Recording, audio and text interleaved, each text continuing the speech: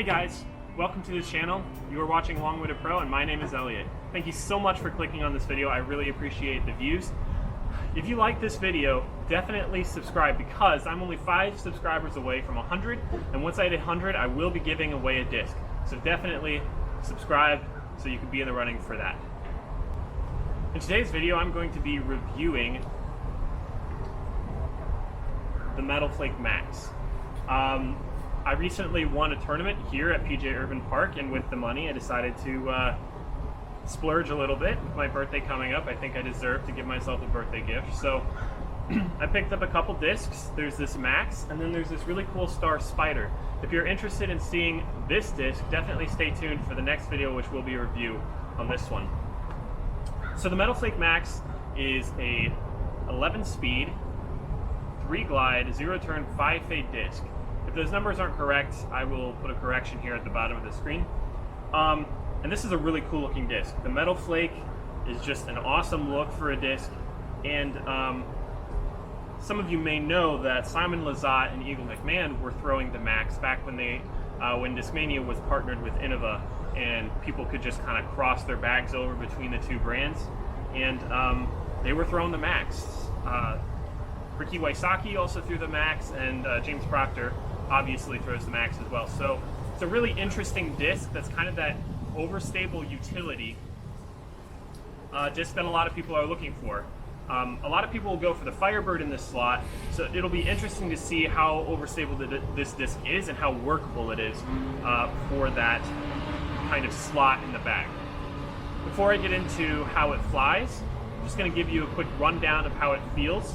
This Metal Flake Champion plastic is a mix between firm and soft. It's not super firm, but it's also not gummy. It's got a decent grip. The rim shape actually feels pretty good in the hand.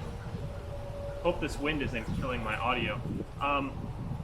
So it feels really nice in a power grip, and it feels really nice in a forehand grip as well, which I think are the two grips that you're going to be throwing this. If you're throwing this thing fan grip, you're not going to get it very far.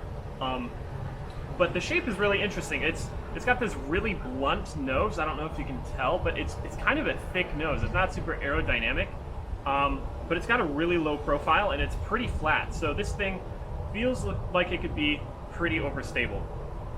I will go ahead and roll the footage of me throwing this out in the field out there, and really the flight was kind of surprising to me. I had watched Eric Oakley's video with James Proctor on the Max, and they were talking about how the Max, this particular run of Max, was designed to be a little bit more workable, and I definitely found it to be the case. It's still very overstable, but when I put it on Anheuser, it really held that line and just slowly panned out of it and not dumping out of it at the end like I expected it to. It has a lot of forward kind of push and glide as it fades, which I also was not expecting from something with a fade of 5. This disc is overstable, but it also can go pretty far. I think I got it to almost 380 feet on my stock release, which I think I could probably push it out a little bit farther than that.